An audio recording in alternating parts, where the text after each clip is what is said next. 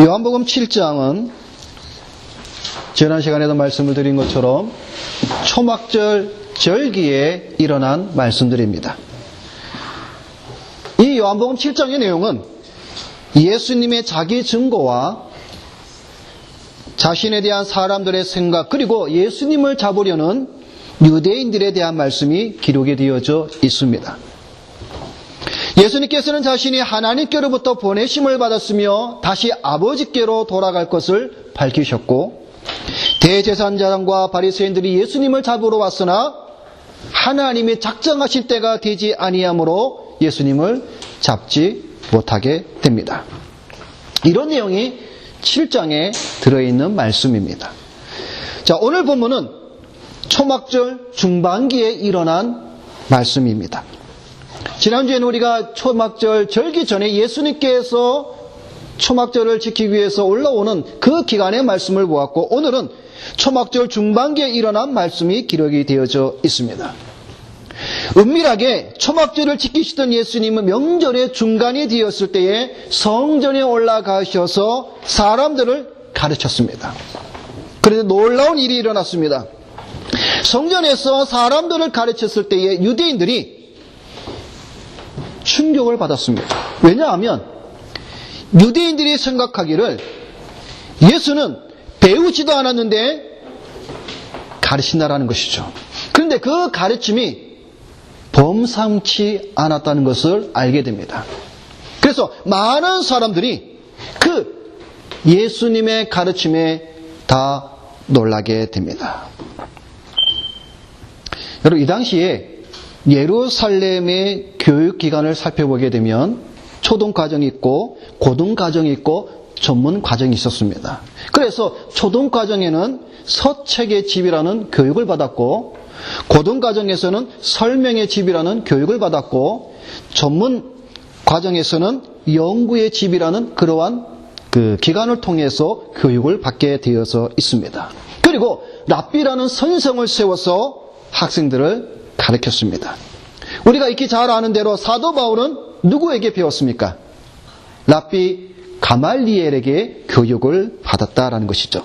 그 당시 최고의 랍비였더니 가말리엘에게 이 사도 바울은 교육을 받았던 것을 우리는 성경을 통해서 알 수가 있습니다. 그런데 예수님의 그러한 초등이나 고등이나 전문의 그런 교육을 받지 않았습니다. 그럼에도 불구하고 그가 성전에서 가르칠 때에 유대인들은 그의 가르침이 너무나 달랐던 것에 충격을 받게 되어졌습니다. 그래서 오늘 본문 말씀 15절에 뭐라고 말씀하고 있습니까? 유대인들이 기이하게 가로되 이 사람은 배우지 아니하였거늘 어떻게 그를 아느냐 놀라게 되었죠. 이 말씀에 대해서 사도 마태는 뭐라고 더 구체적으로 말씀을 해주고 있냐면 7장에, 마태복음 7장에 보면은 이렇게 말씀하고 있습니다. 예수께서 이 말씀을 마치심에 무리들이 그 가르치심에 놀래니 이는 그 가르치시는 것이 권세 있는 자와 같고 저희 서기관들과 같지 아니함 일러라. 예수님께서 성전에서 가르치는 그 가르침이 바리새인과 서기관들과는 너무나 차원이 다른 말씀을 가르쳤습니다. 그래서 사람들이 그것을 들었을 때에 놀랬다라는 사실입니다. 예수님께서 가르치시기에 기이에 여기는 사람들에게 예수님께서는 말씀하시기를 내 교훈은 내 것이 아니요 누구의 것이라고? 나를 보내신 이의 것이니라고 오늘 본문 16절에 말씀을 해주고 있습니다. 다시 말해서 주님의 가르침은 인간적인 것이 아니라 하늘의 것, 즉 하나님으로부터 온 것이기에 기이할 수밖에 없다라는 사실입니다. 여러분, 요한복음 6장 63절에 이런 말씀 여러분 기억하십니까? 살리는 것은 영이니 육은 무익하니라. 내가 너에게 이런 말이 영이요 생명이라 라는 말씀이 있습니다. 하나님께로부터 온 예수님께서 가르치신 그 말씀은 육이 아니라 영입니다. 생명의 가르침이 있기 때문에 유대인들은 그것을 깨달을 수가 없었습니다. 왜냐하면 그들은 육의 사람들이고 그들은 육의 정신으로 영의 말씀을 그들은 깨달을 수가 없었기 때문입니다. 그래서 사람들은 그 가르침이 바리새인들과 서기관들이 같지 않음을 쉽게 그들은 분별을 하게 되었습니다. 여러분, 영의 말씀은 육으로는 절대로 깨닫지를 못합니다. 영의 말씀은 영으로 깨닫게 된다는 사실이죠.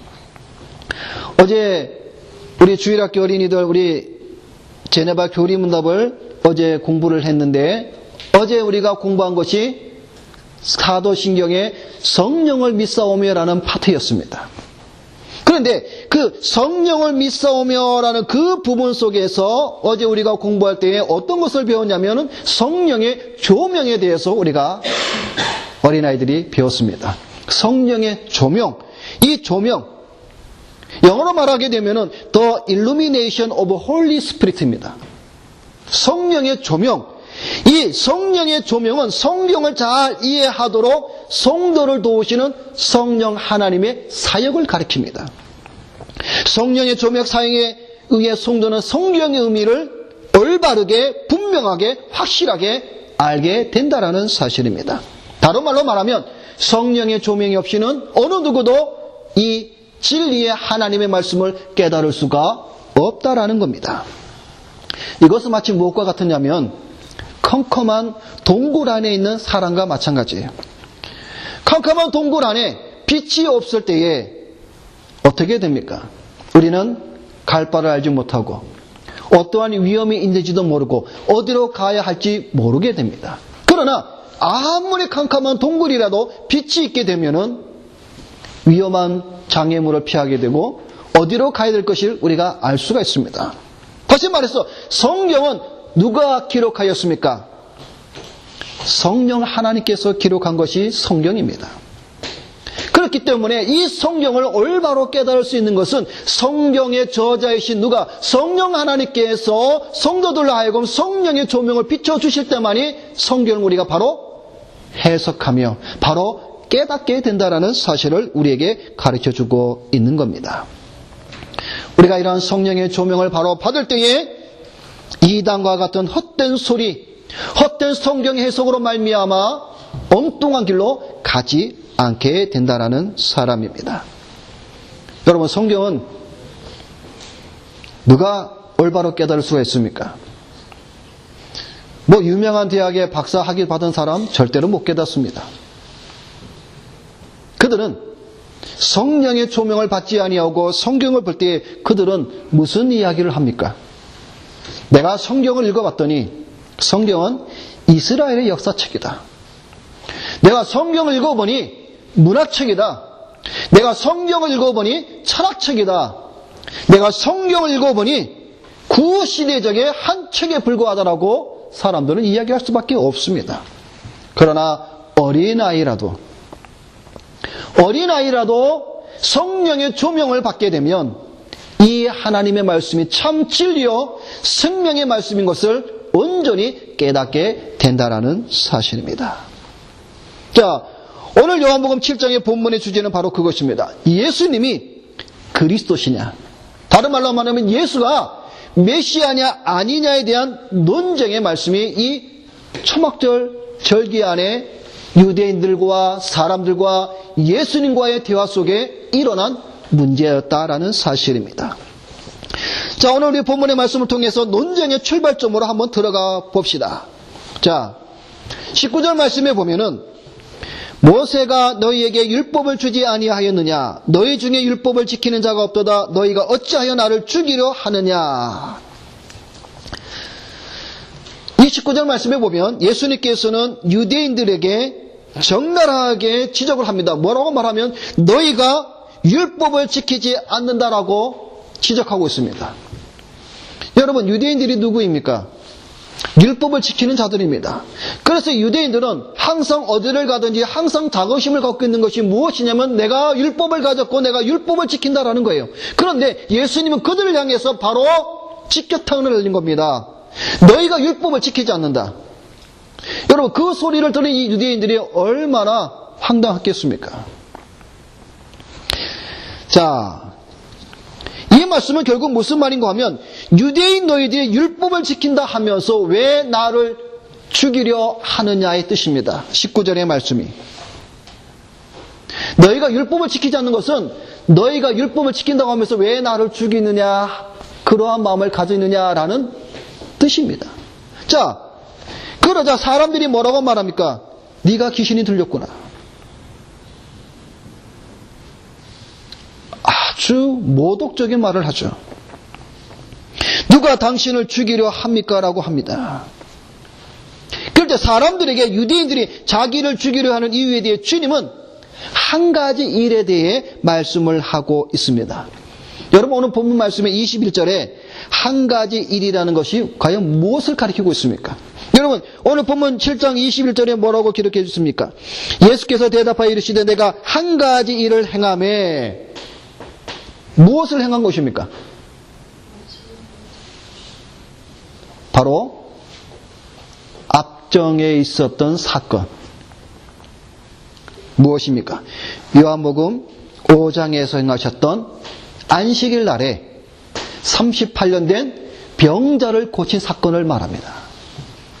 여러분, 유대인들이 예수님을 죽이려고 한 이유가 크게 두 가지가 있다고 우리가 5장의 말씀을 할 때에 말씀을 드렸습니다. 여러분 기억나십니까? 왜 유대인들이 예수님을 죽이려 하셨습니까? 왜? 두 가지 이유가 있었죠. 첫째는 안식일을 범하기 때문에, 예수님께서 안식일을 지키지 않는 그 행위로 인하여서 유대인들은 예수님을 죽이려 했고, 또 한 가지는 무엇입니까? 왜 유대인들이 예수님을 죽이려 했죠? 왜? 예수님이 누구와 동등하다고? 하나님과 동등하다. 그래서 나와 아버지는 하나이니라 라는 이 하나님과 한 분, 하나님과 같은 분이라고 말한 이 유대인들의 입장에 볼 때는 신성 모독의 죄로 인하여서 유대인들은 예수 그리스도를 죽이려고 했던 사실입니다. 자, 이 두 가지의 사건으로 말미암아 유대인들이 예수님을 죽이려 했는데, 오늘 본문의 말씀은 뭐냐면, 첫 번째, 안식일을 범한 거에 대한 사건을 지금 말씀을 해주고 있습니다. 자, 오늘 본문 22절, 23절 계속해서 보면 거기에 보면 모세의 할례에 대한 이야기가 나옵니다. 자, 여러분, 자, 여기서 우리 한 가지 생각해 봅시다. 유대인들이 생각하는 안식일은 어떤 날입니까? 유대인들이 생각하고 있는 안식일은 거룩한 날입니다. 그들에게는. 자, 그러면 안식일에는 무엇을 하지 말아야 됩니까? 노동을 하지 말아야 돼요. 일을 하지 말아야 됩니다.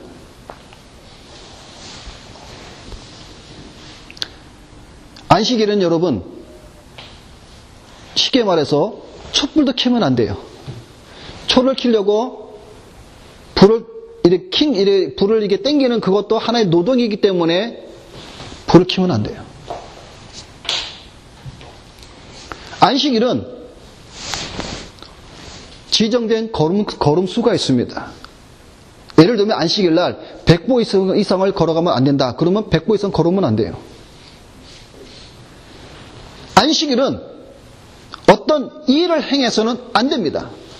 그런데 예수님께서 지금 22절, 23절에 모세의 율법을 끌어오면서 무엇을 함께 끌어오냐면 할례에 대한 것을 끌어오고 있습니다. 지금 예수님께서는 유대인들이 생각하고 있는, 다시 말해서 유대인들이 지금 자신 예수님을 죽이려고 하는 그 근거가 뭐냐면, 지금 38년 된 병자를 언제 고쳤다고요? 안식일날 고쳤는 거에 대한 예수님의 그들의 지금 앞뒤에 안 맞는 그들의 율법에 대한 논리를 지금 예수님께서 부서뜨리고 있는 겁니다. 자, 예수님께서는 지금 모세의 율법을 통해서 할례를 끄집으면서 말을 합니다. 말씀을 하고 있죠. 뭡니까? 23절에 모세의 율법을 폐하지 아니하려고 사람이 안식일에도 할례를 받는 일이 있거든. 이게 무슨 말인가 하면, 안식일에는 할례를 행해도 된다라는 거예요. 그래서 여러분, 유대인들이 가지고 있는 할례 조항이 있습니다. 유대인들이 만든 할례 조항, 그들의 말하는 법 20조 1항에 보면 이런 말이 있어요. 뭐라고 했냐면, 안식일 전 저녁에 할 수 있는 일을 하고 안식일에는 일하지 않도록 하라. 그러나 할례만은 안식일 전야에 못하면 안식일에 할 수 있다라고 적어놓고 있어요. 여러분, 할례는 언제 합니까? 태어난 지 8일 만에 하는 거죠. 태어난 지 8일 만에 하니까 안식이라고 겹칠 때가 있단 말이에요. 그러니까 뭐예요? 할례는 안식일에 해도 괜찮다라고 저들은 조항을 만들어 놨어요. 자, 그러면서 예수님께서는 무엇을 말씀해 주고 있냐면, 내가 한 가지 행했던 일, 38년 된 병자를 안식일에 고친 것이 할례를 받는 그것보다 더 경하냐 이거예요. 안식일에 할례를 행하는 것도 너희가 허용하고만, 안식일에 병자를, 사단에 매여 얽매여 있는 자들을 내가 그 속에서 그 영혼을, 그 심령을 건져낸 그것이 과연 내가 안식일을 범한 죄냐 이거예요. 그래서 예수님은 그 유대인들이 하는 말이 너희가 율법을 지키지 않는다라고 도리어 그들을 지적하고 있는 것이죠. 마태복음에 보면 마태는 동일하게 이렇게 말씀을 해주고 있습니다. 12장에 보면 예수께서 가라사대 너희 중에 어느 사람이 양 한 마리가 있어 안식일에 구덩이에 빠졌으면 붙잡아 내지 않겠느냐. 사람이 양보다 얼마나 더 귀하냐. 그러므로 안식일에 선을 행하는 것이 옳으니라. 유대인들은 안식일에 구덩이에 양이 빠져있으면 건져내요. 그거는 괜찮다라는 거죠. 자, 이제 여러분 좀 이해가 되십니까? 자, 안식일에 할례를 행하는 것도 괜찮고 안식일에 구덩이에 빠져있는 양을 건져내는 것도 괜찮다고 할 경우에 안식일 날에 38년 된 병자를 고치는 것이 과연 그것이 율법을, 너희들이 말하는 그 율법을 어기는 죄가 되느냐라는 것이죠. 그래서 예수님은 유대인들을 향해서 너희가 도리어 율법을 지키지 않는 자라고 책망하고 있다는 사실이죠. 자, 상황이 이렇게 되자 사람들에게 오늘 본문 말씀에 보면 어떤 일이 일어나냐면, 가만히 이제 얘기를 듣고 보니까 사람들이 어떤 생각이 들어가냐면, 지금 성전에서 말씀을 가르치고 있는 예수가 메시아네? 아니네라는 사람들이 이제 수근수근거리기 이제 시작을 합니다. 그럴 때 사람들이 어느 한편에서 뭐라고 이제 거기에 대해서 이야기를 하냐면, 예수께서 만일에 그리스도라면 그는 그리스도 메시아가 될 수 없다라고 사람들이 이야기를 합니다. 왜냐하면 오늘 본문 말씀에 보면 뭐라고 얘기해주고 있냐면, 그리스도가 오실 때에는 어디서 온지 알 수 없다라고 이스라엘 백성들은 지금 알고 있는 거예요. 그런데 메시아로 오시는 그리스도가 우리가 어디서 오는지 알 수 없는데 우리는 지금 예수가 누구인지를 알고 있다라고 지금 말을 하고 있는 겁니다. 자, 그러면 지금 사람들이 예수님이 어디에서 태어나고 그 고향이 어디에야 안다라는 그 말의 의미가 무엇입니까 지금? 그들은 지금 잘못 알고 있는 거예요. 지금 이 사람들이 예수가 어디로부터 왔으며 그의 고향이 어디라고 알고 있습니까? 그들은 지금 예수님의 고향이 나사렛인 줄 알고 있어요. 나사렛. 자, 그러면 우리 성도들의 여러분에게 우리 성경 지식이 얼마나 알고 있나 물어보겠습니다. 예수님이 어디에서 태어나셨습니까? 예? 베들레헴에서 태어났죠. 예수님은 베들레헴에서 태어났지만 그가 자라기는 나사렛에서 살았어요. 그러니까 지금 사람들은 어떤 것을 지금 모르고 있냐면 예수님이 지금 어디에서 태어난 것을 모르고 자란 곳 나사렛만 알고 있는 겁니다. 그러니까 그들은 지금 뭐라고 말하고 있냐면 그리스도가 오실 때는 어디서 온지 우리가 알 수 없다. 이것도 잘못된 거죠. 성경을 우리에게 뭐라고 말씀해 주고 있습니까? 구약 성경에 보면은 예수님께서 미가서 5장 2절에 보면 예수님께서 다시 말해서 메시아가 어디에서 태어날 것을 예언을 했습니다. 미가서 5장 2절 말씀에 보면 유대 땅 베들레헴에서 탄생하리라고 분명히 예언되어져 있습니다. 그런데 이 같은 사실을 대제사장과 바리새인과 서기관들은 분명히 잘 알고 있었던 사실입니다. 그런데도 그들은 모른다라고 말하고 있는 것이죠. 성경에 대한 무지를 스스로 보여주고 있는 것입니다. 그럴 때에 오늘 우리 예수님께서는 첫째로 가장 중요한 말씀을 하십니다. 그것은 뭐냐면은 하나님께로 보내심을 받았다. 내가 그에게서 낳고라고 말씀을 해주고 있습니다. 여러분, 오늘 요한복음, 오늘 우리가 읽은 이 말씀 가운데에 내가 그에게서 낳고라고 하는 이 말씀은 29절 말씀입니다. 요한복음 오늘 본문 7장 29절. 내가 그에게서 낳고 그가 나를 보내셨음이니라. 이 말씀은요, 우리의 신앙에 있어서 아주 중요한 내용 중에 하나입니다. 오늘 29절의 말씀은 바로 무엇을 가리키냐면 성자의 영원한 발생에 대한 신앙의 고백입니다. 여러분, 성자의 영원하신 발생이라는 이 신앙의 고백은 우리가 양보할 수 없는 신앙의 고백입니다. 자, 무슨 말인고 하면 AD 381년에 우리가 화요일날 신조학 공부 시간에 우리가 공부를 했던 AD 381년에 콘스탄티노플 신조에 보면 이러한 신앙의 고백이 있습니다. 거기에 보면 만세전에 아버지에게서 나신 하나님의 아들 독생자이신 한 분 주 예수 그리스도를 믿사오니 이는 빛에서 나오신 빛이시요 참 하나님에게서 나오신 참 하나님이시요 나셨으며 창조되지 않으셨고 아버지와 동일 본질이시며 그 고백에 보면은 나셨으며 라고 말씀해 주고 있습니다. 자, 이 말이 좀 어려운 말인데 여러분이 잘 들어주시기를 바랍니다. 여러분, 발생과 출생의 차이가 어디에 있습니까?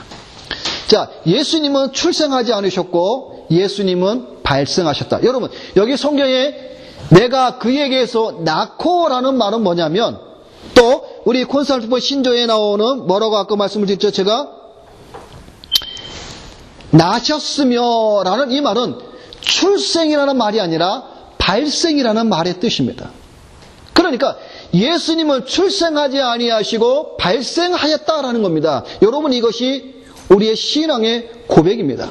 자, 그러면 여기서 우리가 기준을 알아야 되죠. 발생과 출생의 차이가 무엇이냐? 출생을 이야기하게 되면 무엇이 문제가 되고 발생을 이야기하게 되면 그것이 왜 우리의 신앙의 고백이 되느냐? 이것을 우리가 알아야 한다는 사실이죠. 쉽게 말씀을 드리면 출생을 이야기하게 되면 아리우스주의자가 됩니다. 아리우스. 여러분이 잘 알죠? AD 325년에 니케아 회의 때에 이단으로 정죄받았던 아리우스. 아리우스가 예수님에 대해서 무엇라고 말을 했습니까? 예수는 존재하지 않았던 적이 있었고 예수는 출생하셨다는 거예요. 출생. 다시 말해서 종속, 하나님에게 종속되었다라는 거예요. 출생하였다. 그러니까 뭐예요? 피조물이라는 사실, 피조물. 그러니까 여러분, 우리가 독생자 예수 그리스도, 하나님의 외아들, 그가 나셨다라는 말은 그가 우리 인간들처럼 내가 누구를 낳았다, 출생이 아니라 발생하였었다라는 사실을 우리가 고백해야 된다는 사실이에요. 여러분, 우리가 신앙생활을 하면서 우리가 때때로 여러분에게 제가 자주 드리는 말씀 중에 하나 그거죠. 우리가 신앙에 대한 개념이나 용어가 왜 중요하냐면 내가 어떠한 신앙의 어떠한 그 말씀, 그것을 믿느냐에 따라서 우리의 신앙이 완전히 달라지는 것이죠. 여러분, 아리우스와 아타나시우 집사님의 대결이 뭐였습니까? 아리우스는 뭘 주장했죠?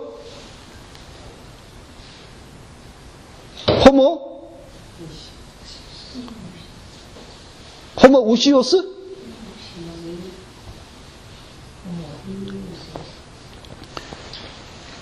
아타나시우스는요? 아타나시우스는 호모 우시오스. 뭡니까? 동일 본질. 아리우스는 호모 이 우시오스. 그 단어 가운데에 무엇이 하나가 틀렸습니까? I, 이 한 글자로 동일 본질이냐 유사 본질이냐 차이가 나눠서 예수가 하나님이냐 아니면 하나님과 비슷한 피조물이냐 존재가 되는 거예요. 여러분, 그렇기 때문에 우리가 신앙의 고백함에 있어서 우리 앞서 믿음의 선진들이 성경의 참 가르침을 우리에게 물려주기 위하여서 한 단어 한 단어 얼마나 우리에게 유산으로 잘 물려주는가에 대해서 우리가 잘 배워야 된다는 것이죠. 다시 말해서 예수는 출생한 것이 아니라 뭐예요? 예수는 발생하셨다라고 우리가 고백을 해야 되는 이유가 바로 여기 있는 거예요. 우리가 예수께서 출생하셨다라고 말하게 되면 그것은 아리우스가 되는 거예요. 피조물이 되는 거예요. 그러나 예수 그리스도는 발생하셨다. 하나님과 동일하다는 거예요. 그러니까 발생과 출생의 다른 점은 뭐냐면 발생은 출생을 포함하지만 발생은 발생된 자와 뭡니까? 발생하는 자 사이의 본성이나 어떤 능력이나 변화에 더하거나 빼거나 분리함이나 그런 것이 없이 동일하게 나왔다는 거예요. 그러니까 성자는 성부 하나님으로부터 뭐예요? 발생하셨다라고 우리가 신앙으로 고백하는 겁니다. 성자가 성부 하나님으로부터 출생하였다라고 말하는 것이 아니라 성자는 성부 하나님으로부터 발생하셨다, 나오셨다라고 우리가 고백하는 이유가 바로 여기에 있는 겁니다. 자, 성자가 성부 하나님에게서 발생하셨다, 나오셨다. 그 말은 뭡니까? 성부 하나님에게서 성부와 같은 동일한 본질의 성자 하나님께서 뭐예요? 발생, 나오셨다라는 의미입니다. 이러한 신앙의 고백이 우리의 앞선 믿음의 선지를 통해서 우리에게 분명히 잘 가르쳐주고 있었다라는 것이죠. 그래서 성부와 성자는 서로 미리 독립되어 존재하는 그러한 것이 아니라 성부 하나님 안에 내재하는 본성으로 계시던 말씀이 밖으로 밖으로 나왔는데 나옴이 있어서 동일한 성부 하나님이 가지신 그 능력, 본질이나 능력에 있어서 전혀 변화 없이 분리됨이 없이 동일한 본질로 뭐예요? 말씀을 내신 그 성자 하나님이 나오셨다라고 하는 것이 바로 우리가 성자 하나님에 대한 바른 이해다라는 사실입니다. 그래서 오늘 요한복음 오늘 7장 29절에 내가 그에게서 났고라는 이 말을 할 때에 이 유대인들은 이 의미를 또한 깨닫지를 못하는 것이죠. 쉬운 말이 아니죠.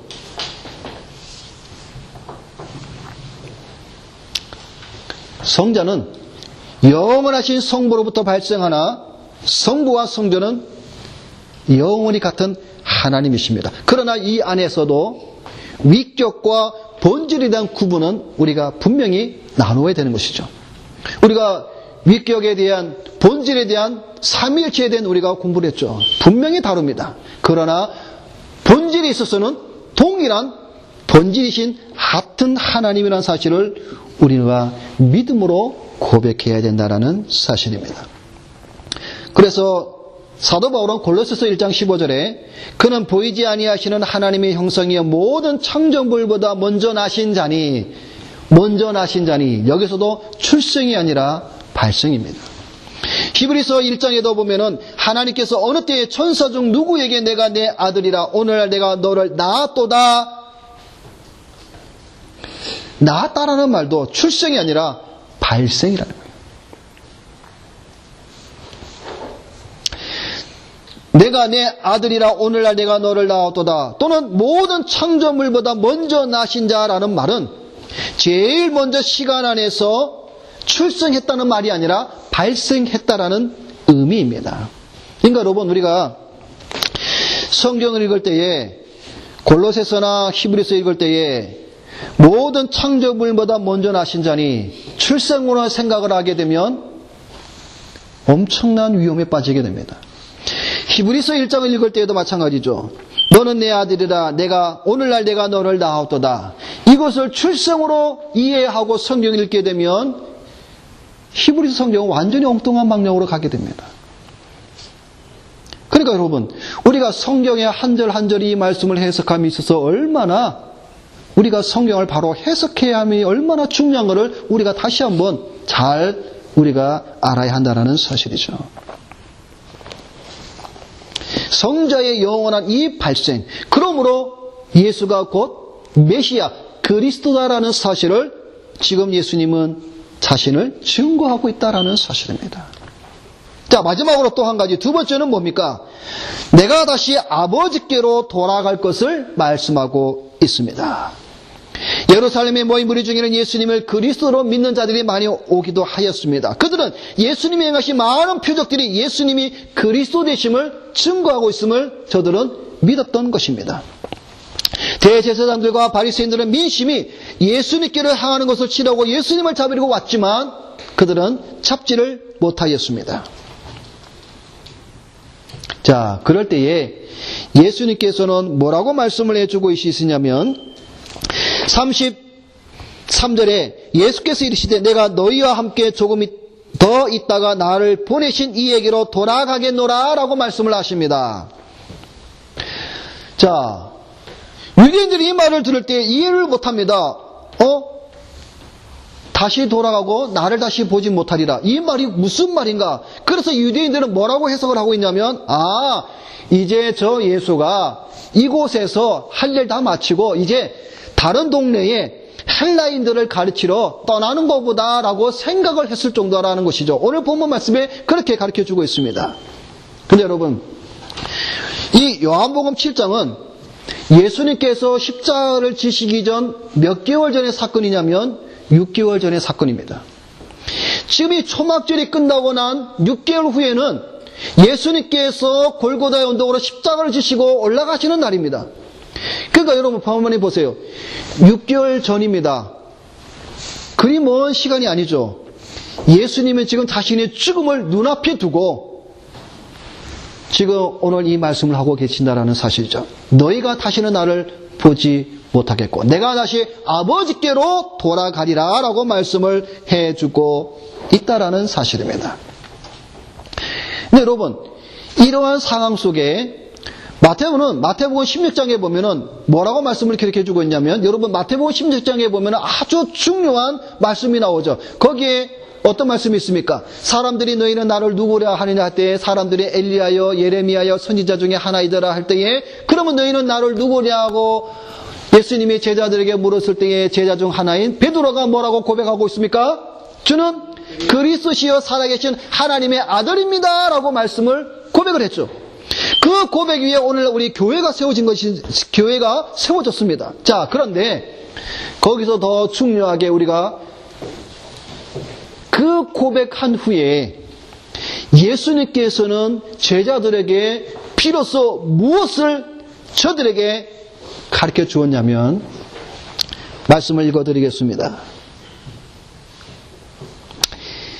마태복음 16장 21절에 보면, 다시 말해 그때는 베드로가 16장 16절에 신앙 고백을 한 후에 21절에 가서 예수님께서 이때로부터 예수 그리스도께서 자기가 예루살렘에 올라가 장로들과 대제사장들과 서기관들에게 많은 고난을 받고 죽임을 당하고 제3일에 살아나야 할 것을 제자들에게 비로소 가르치시니,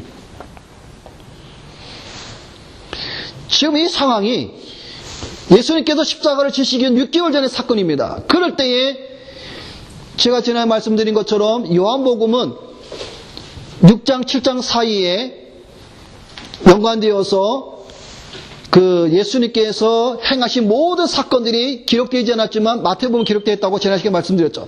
지금 그런 사건이 지금 마태는 16장에 이렇게 표현을 하고 있다는 것이죠. 비로소 그때에 뭐예요? 십자가에 죽으실 것을 제자들에게 가르쳤다는 것이죠.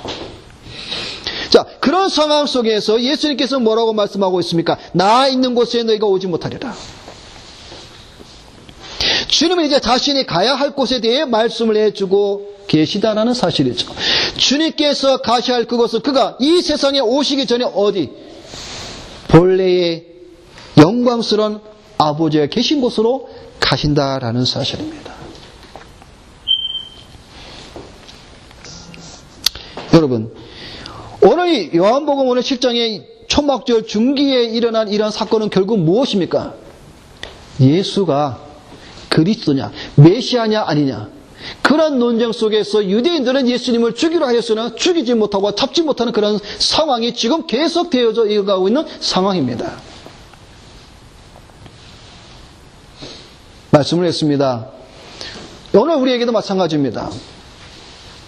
오늘 우리에게도 여러분에게 있어서도 예수가 누구입니까? 여러분에게서 예수 그리스도가 그리스도입니까? 메시아입니까? 아니면 오늘날 번영신학과 세속주의 신학을 주창하는 많은 사람들처럼 예수가 한낱 자신이 어떠한 것을 채워주는 부적이나 어떠한 종교의 한 신이나 어떠한 요구를 해결해주는 진리의 마법의 주저자처럼 그러한 존재이냐? 똑같습니다. 바라기는 내가 그에게서 났고 그가 나를 보내셨음이니라. 그리고 다시 내가 그리로 돌아가리라는 이 주님께서 하신 이 말씀의 참된 의미를 오늘 이 자리에 있는 우리 모든 성도님들이 그 참 의미를 깨닫고 그 그리스도 앞에 참되게 고백하는 여러분이 되시기를 주님의 이름으로 부탁을 드립니다. 주는 그리스도시여 살아계신 하나님의 아들, 예수가 그리스도시며 예수가 메시아이시기에 과연 그분이 나하고 어떤 관계며 과연 무엇을 우리가 하나님께 참되게 믿음으로 고백해야 되는가를 다시 한번 깨닫는 우리 모든 성도님들 되시기를 주님의 이름으로 부탁을 드립니다. 기도하겠습니다.